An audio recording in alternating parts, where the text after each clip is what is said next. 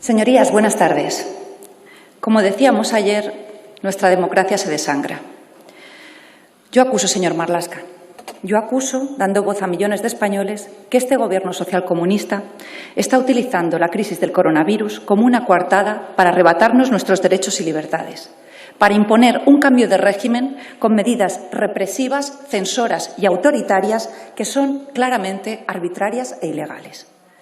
Han secuestrado al pueblo español, señor ministro de Interior, atenazándole con los grilletes más efectivos, el miedo.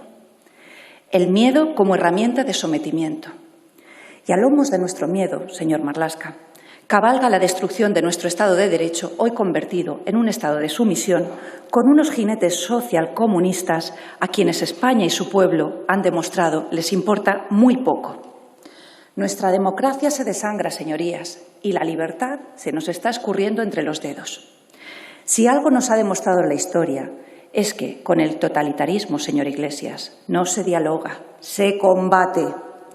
Y hoy yo diría a esta Cámara y a los españoles que en la lucha por el derecho y la libertad, como dijera Churchill, no nos rendiremos jamás a la servidumbre y la vergüenza.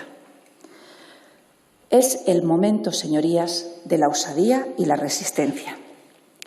Desde que se declarara el estado de alarma y este Gobierno socialcomunista iniciara su deriva totalitaria, confinando a los españoles en un inconstitucional estado de excepción absolutamente ilegal y despojándonos conforme avanzan los días y vamos perdiendo vidas en el camino de todos y cada uno de nuestros derechos y libertades, Vox está actuando como un auténtico dique de contención. Nuestra principal preocupación ha sido y es, como no puede ser de otra manera, la vida de nuestros compatriotas. Y por eso, desde el pasado 29 de enero, no desde marzo, como falazmente mintió el señor Simancas en esta tribuna de oradores, hemos presentado más de 100 proposiciones no de ley y más de 2.000 preguntas de control, a pesar de la ilegal mordaza a la oposición que se ha acordado en este Congreso. Quiero recordarles cómo reclamamos con insistencia y, por supuesto, en soledad, desde el pasado 9 de marzo, el cierre de nuestras fronteras y la restricción de viajeros procedentes específicamente de países como China, Italia o Corea del Sur, que eran quienes en aquel momento, comienzos de marzo, estaban sufriendo con mayor virulencia esta peste del siglo XXI que nos asola, esta peste china. ¿Saben qué dijo entonces una voz autorizada como nuestro diputado y portavoz de la Comisión de Sanidad, nuestro doctor Stigman? Creemos que el Gobierno no entiende la doctrina de los vasos comunicantes. Tendrían que haber obstruido el orificio, no tenían que haber dejado pasar el líquido infeccioso. Hay momentos en los que un país tiene que defender su soberanía. ¿Cuántas vidas, señorías, se habrían salvado si nos hubieran escuchado? Pero ¿saben lo que hicieron? Nos insultaron.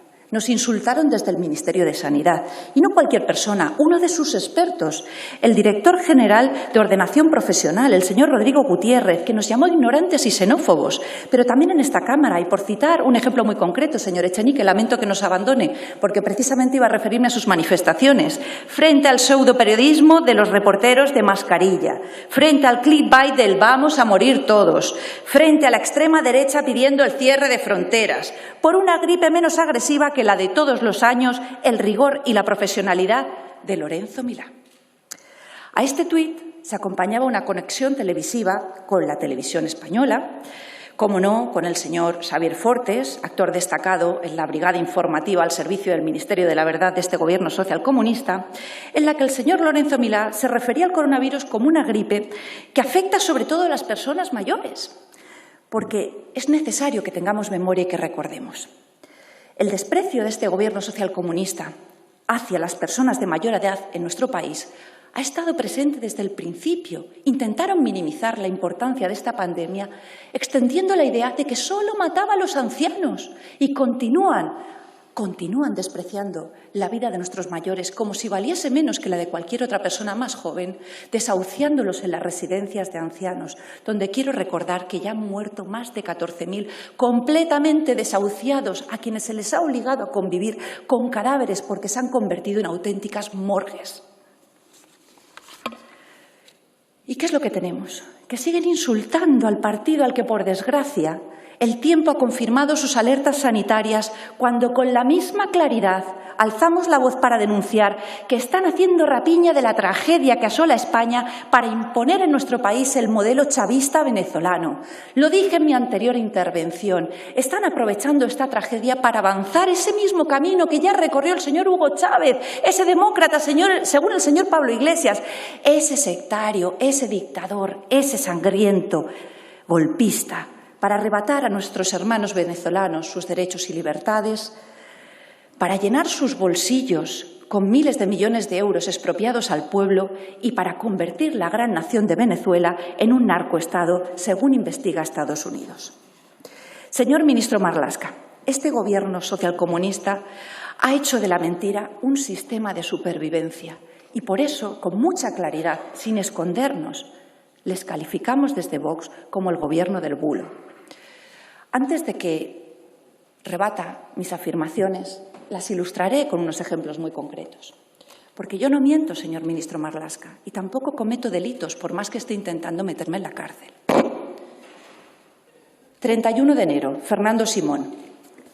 España no va a tener, como mucho, más allá de algún caso diagnosticado. Salvador Illa rechaza el alarmismo por el coronavirus y dice que las mascarillas no sirven. La señora María Jesús Montero. España está preparada para el coronavirus. 22.000 muertos. Ministerio de Sanidad, Red Pública Oficial, 26 de febrero. Al llegar de una zona de riesgo puedes hacer vida normal. Si tras 14 días no tienes síntoma, no es necesario tomar medidas.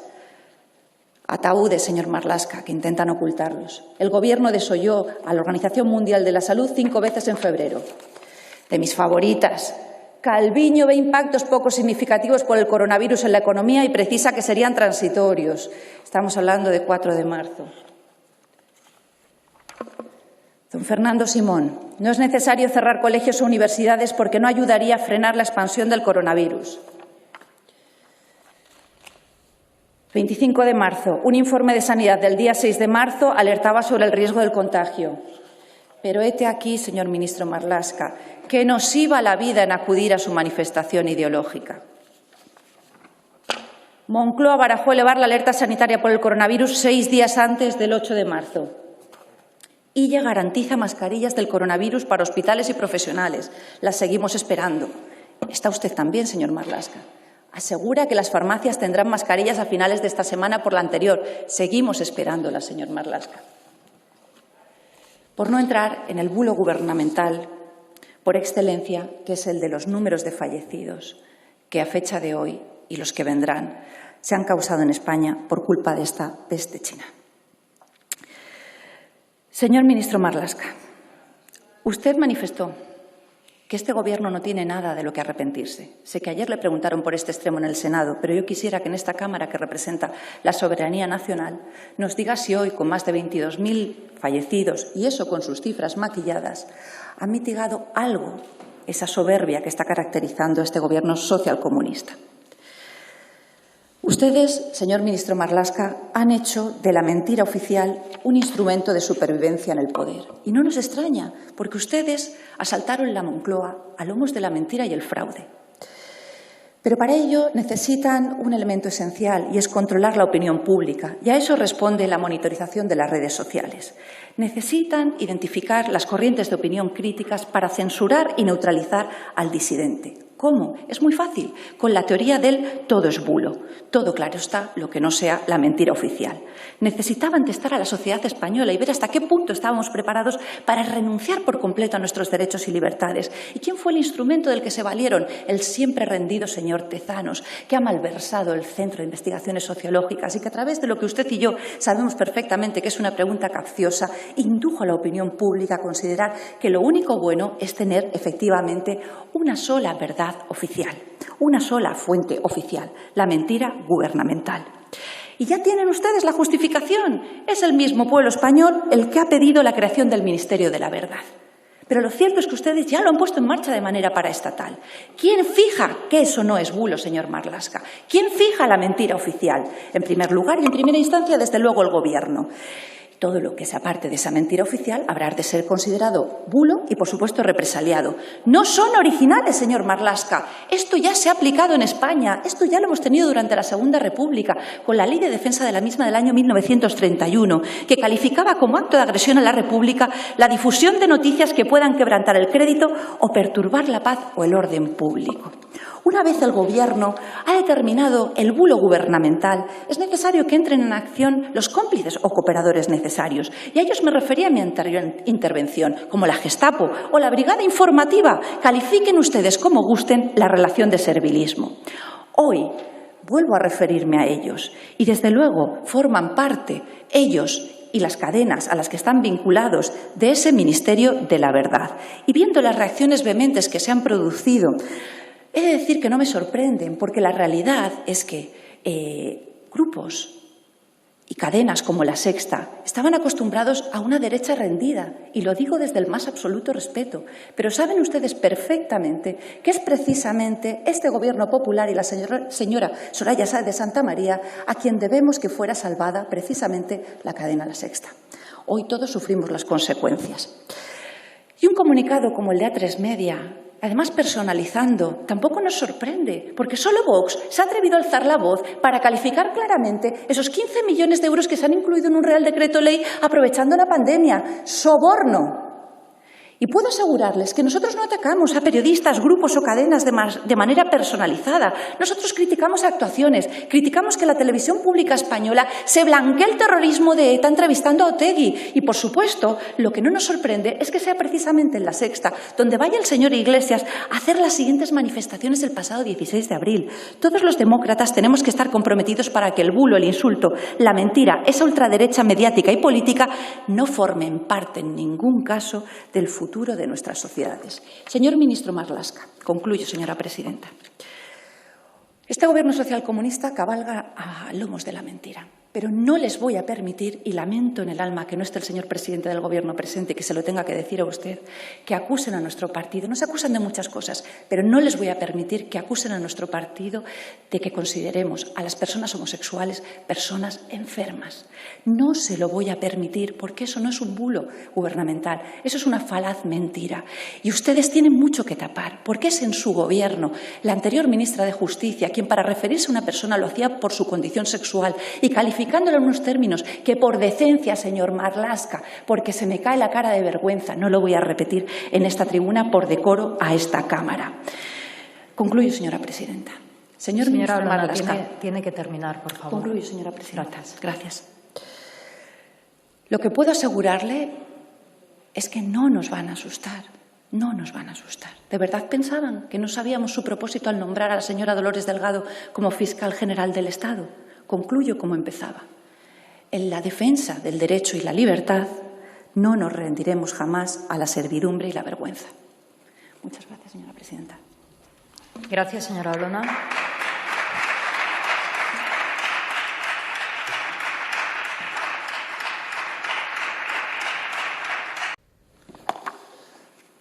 Señora presidenta, señorías, señora Olona, también yo quería empezar mi agradecimiento y agradeciendo a todos los trabajadores del Congreso por su esfuerzo y dedicación en días tan difíciles y que permiten que nosotros podamos estar aquí y podamos hacer nuestro trabajo. Jacques Émile Zola, le recomiendo que lo lea pero profundamente y que se empape de la historia de Alfred Dreyfus. No sé por qué, señora Olona, tienen la cuestión concreta de que cuando se me hace alguna pregunta siempre está mi orientación sexual al respecto. No sé si tienen alguna fijación al respecto, pero le agradezco o me gustaría referirle que sí, si me permite que le pida un favor. Dígale eso a la gente de Hazte Oír, que no somos enfermos.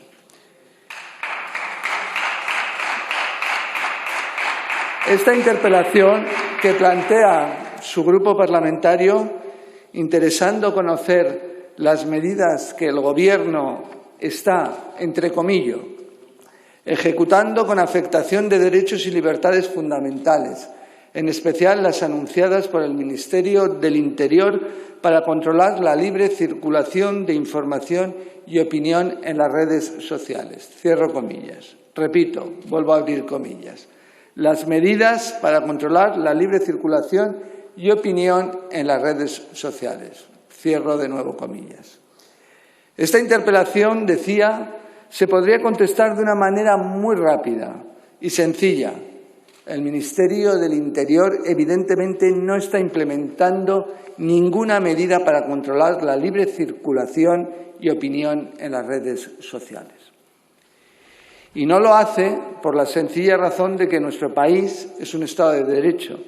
Y como usted bien sabe, el artículo 21 de nuestra Carta Magna consagra en su apartado A la libertad de expresión y en su apartado D el derecho que tenemos a recibir información veraz. Por lo tanto, no puedo estar más en desacuerdo, ni con el enunciado de la interpelación ni con su intervención inicial plagada de falsedades, pero le diría algo más. Y se lo diría a Zola también, en J'accuse, plagada de intolerancia. En España, reitero, para que conste en el diario de sesiones, no se están tomando medidas para limitar la libertad de expresión ni el derecho a recibir información veraz.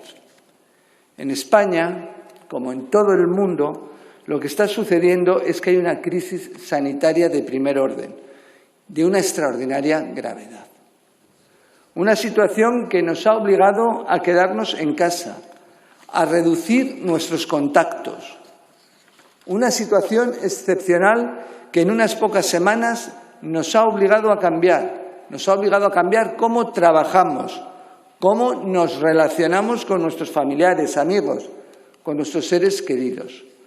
Nos ha obligado también a cambiar cómo se estudia y a la vez cómo los docentes, a quienes hoy quiero reconocer, pocas veces se reconoce a los docentes, el gran esfuerzo de estos días. Los docentes que investigan, enseñan, evalúan y también nos enseñan valores, señora Olona, también. En definitiva, una situación que nos ha obligado en muy poco tiempo a cambiar cómo vivimos. Conectados a través del ciberespacio, consultando fuentes de información, teletrabajando y evolucionando desde ser receptores de información a convertirnos ahora también, y gracias al potencial que ofrecen las redes sociales, nos hemos convertido también en emisores. Señoras y señores diputados, señora Olona, es una situación que podríamos calificar como inédita y que, por tanto, hace que seamos vulnerables ante desaprensivos, sí, vulnerables ante desaprensivos, que pretenden aprovechar esta crisis sanitaria y cuyos actos ponen en riesgo la salud de todos. Ante este nuevo contexto, el Gobierno y el Ministerio del Interior tiene como una de sus prioridades, y lo dije en mi comparecencia de líneas generales en la Comisión de Interior y lo reitero ahora, asegurar nuestra digitalización. Por esta razón, conscientes de los cambios que supondría la declaración del estado de alarma, desde el día 13 de marzo de este año, el Ministerio desplegó un dispositivo extraordinario de ciberseguridad, el de COVID-19. Y el objetivo no es otro, señorías, que realizar una labor de vigilancia digital. ¿Pero para qué esa vigilancia digital? Detectar e informar posibles amenazas a la ciberseguridad, rastreando redes sociales y también, evidentemente, la web profunda, la web oscura. Y reforzar la labor del Departamento de Seguridad Nacional de la Presidencia del Gobierno en el marco del procedimiento de lucha contra la desinformación. Se trata, por tanto, de evaluar posibles amenazas que, una vez se conocen, se notifican a las fuerzas y cuerpos de seguridad para que investiguen y actúen con todas las garantías que ofrece, evidentemente, nuestro Estado de Derecho. Y cuando hablamos de amenazas, no hablamos de opiniones personales, no hablamos de críticas a la gestión del Ejecutivo. Cuando hablamos de amenazas, hablamos, de manipulación de documentos oficiales sobre el estado de alarma, como tristemente sucede, de falsos remedios para prevenir y tratar la enfermedad, como tristemente acontece, de manipulación del estado real de los servicios esenciales, como la alimentación o el transporte, para causar alarma, como tristemente verificamos todos los días, de phishing, de webs falsas o de estafas que pretenden suplantar a páginas oficiales pidiendo el abono de dinero. Y todos los días lo vemos aprovechando el COVID. Y trabajamos en beneficio de todas las instituciones y de las páginas web de todas las instituciones, ayuntamientos, comunidades autónomas, gobierno central, servicios esenciales, instituciones críticas del Estado. Hablamos, en ese sentido, señora Olona, de 274 eventos de informaciones falsas que han sido conocidos por las fuerzas y cuerpos de seguridad.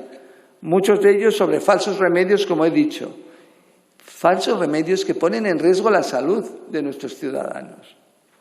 Para tratar y prevenir el COVID-19, pero también estafas, como he indicado. También hablamos, por ejemplo, de las 45.773 dominios de los que la Policía Nacional ha tenido que pedir el bloqueo, porque utilizaban actividades ilegales y potencialmente peligrosas, aprovechando de nuevo esta pandemia. Estamos hablando de desaprensivos. Hablamos, en defensa, de actos organizados por desaprensivos que pueden tener efectos nocivos en nuestra economía también. Y lo que es más grave, que si tuviesen éxito pondrían en riesgo nuestra salud y la de las personas que nos rodean. Por tanto, señora Olona, la libertad de expresión no se limita. La libertad de opinión y la crítica a la gestión del Gobierno, a la gestión que el Gobierno hace, no se limita. Nuestros derechos fundamentales en las redes sociales no se limitan. Al revés, su ejercicio se refuerza porque se ejercitan en un marco de certidumbre. Lo único que se limita, señoría, son las conductas, como he indicado, de personas desaprensivas. Espero que no les quiera dar amparo, que pretenden aprovecharse de esta situación transitoria y excepcional para realizar actividades que ponen en riesgo nuestra salud y que en muchas ocasiones, además, son constitutivas de delito. Usted decía y comentaba que esto, supuestamente lo que nosotros hacíamos, ya se había hecho en alguna otra ocasión y se remitía a la Segunda República. Espero que no esté añorando que la conclusión a nuestros tiempos sea el régimen del 39. Señora presidenta, concluyo. Y lo hago, señora Olona, como comenzaba. No se controla la libertad de expresión ni el derecho constitucional a recibir información veraz. Se limita la actividad de los desaprensivos. Se protege la salud y los derechos y libertades del conjunto de los ciudadanos. Muchas gracias. Muchas gracias, señor ministro.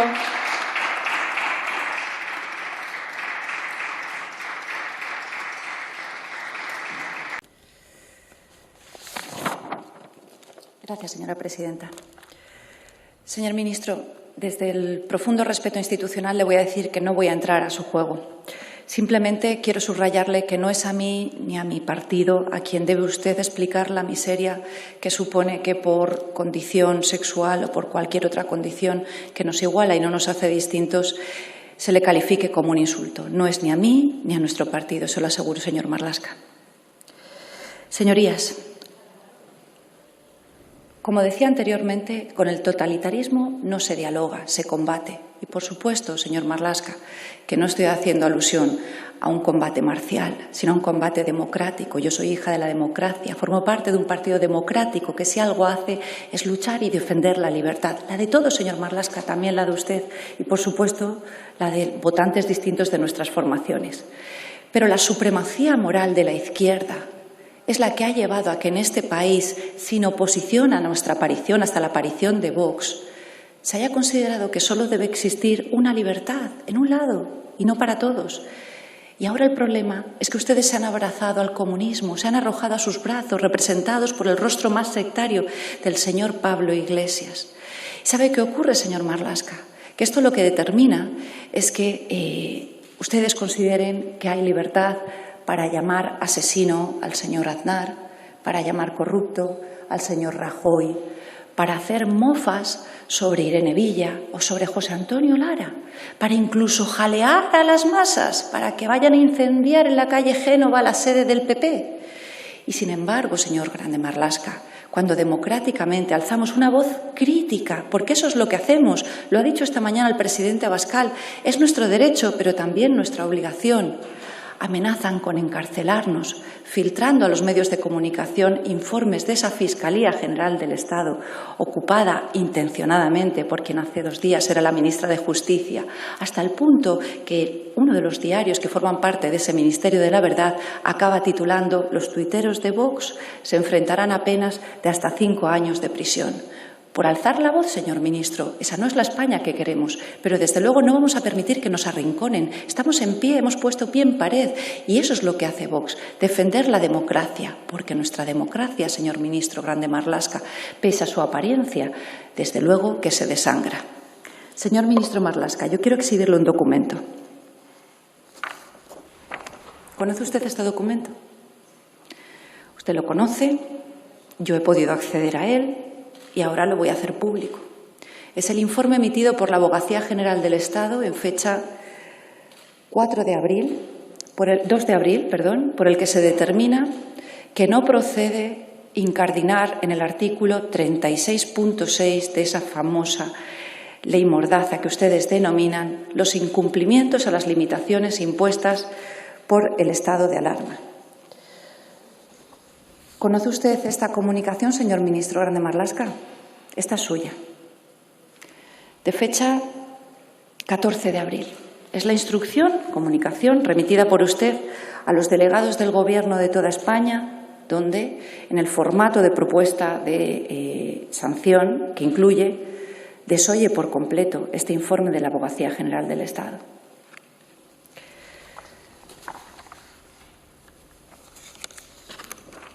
Ahora le voy a exhibir un mensaje publicado en la cuenta oficial de Twitter, de las redes sociales del Partido Socialista Obrero Español, en el que se hace eco el pasado 13 de abril de unas declaraciones suyas en Hoy por Hoy, diciendo: esta madrugada ha habido un nuevo asesinato de violencia machista en Valladolid. Solo unas horas después, este ciudadano, a quien usted había acusado públicamente de asesinato, fue liberado por el juzgado de instrucción porque ni la Fiscalía ni el propio juez de instrucción había visto evidencia alguna de criminalidad en su actuación. Señalado públicamente por el ministro de Interior, señalado públicamente por el Partido Socialista. ¿Y a esto cómo lo llamamos, señor Marlaska? ¿Esto es un bulo? Concluyo, señora presidenta. Esta es la famosa comunicación que el general Santiago remitió a las comandancias desde el Estado Mayor y donde se hacía alusión a la identificación, estudio y seguimiento en relación con la situación creada por el COVID de campañas de desinformación, así como publicaciones y fake news susceptibles de generación de estrés social y desafección a instituciones del Gobierno. Señor ministro Marlaska, se reproducen otros documentos de nuestro Instituto Armado, a quien le puedo asegurar no debe dar ninguna lección a nuestro partido de cariño y de profundo respeto. Y como usted dijo en un medio de comunicación, le puedo asegurar que no vamos a utilizar el Instituto Armado ni ninguna otra institución del Estado para acceder y castigar al señor ministro de Interior. Pero sí queremos conocer quién le dio esa instrucción al general Santiago. Y para eso les anuncio que en el día de hoy hemos solicitado la creación de una subcomisión dentro de la Comisión de Interior, porque si algo nos ha demostrado este Gobierno es que hay que confiar muy poco en sus palabras e ir a la evidencia de los hechos. Gracias.